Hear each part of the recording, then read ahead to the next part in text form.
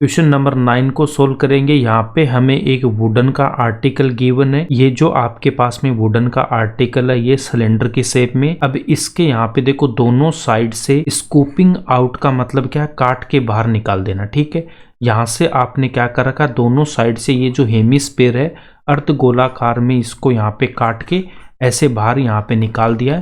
तो ये शेप हमारे पास में यहाँ पे बन गई। ये डायग्राम हमें गिवन है।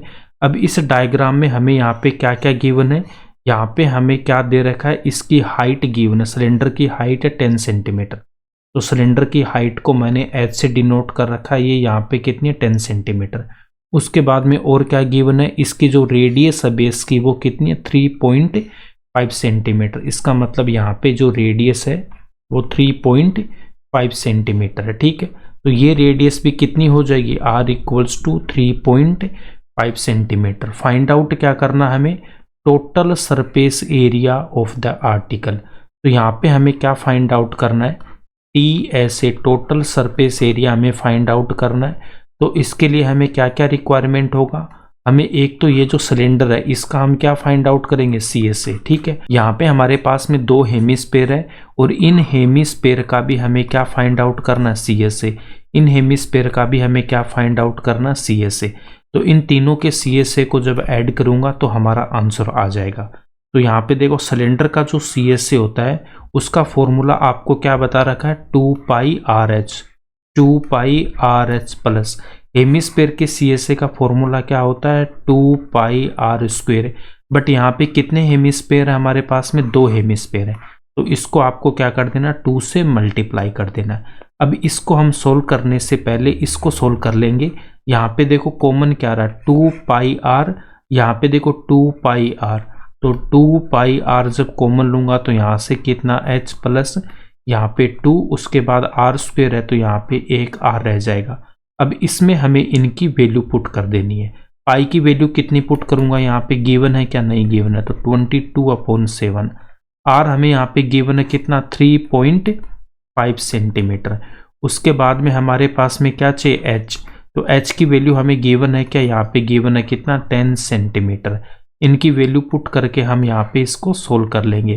तो यहाँ पे 2 इंटू पाई की वैल्यू 22/7 इंटू r 3.5, h की वैल्यू 10 प्लस 2 इंटू r की वैल्यू 3.5। अब इसको जब मैं यहाँ पे सोल्व करूँगा तो डेसिमल को हटाऊंगा तो यहाँ पे कितना आएगा, 1 और एक डिजिट है तो यहाँ पे 0। अब मैं 7 से इसको कैंसिल कर दूंगा 35 को, तो कितना 5 टाइम्स।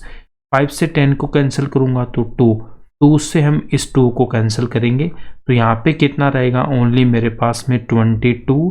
अब इसके बाद ब्रैकेट में देखो 10 और यहाँ पे देखो 3.5 को मैं यहाँ पे 2 से मल्टीप्लाई करूंगा तो कितना आएगा, 7 आएगा। 10 प्लस 7 कितना आएगा, 17। अब यहाँ पे देखो 22 को आपको 17 से मल्टीप्लाई करना तो कितना आएगा, 374 सेंटीमीटर स्क्वायर। ये इसका आंसर हो जाएगा।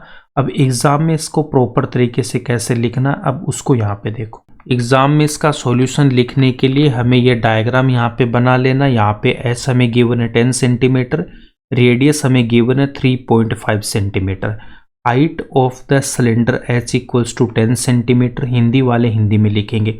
Radius of the cylinder and hemisphere दोनों की सेम है तो स्मॉल r से डिनोट करेंगे 3.5 सेंटीमीटर।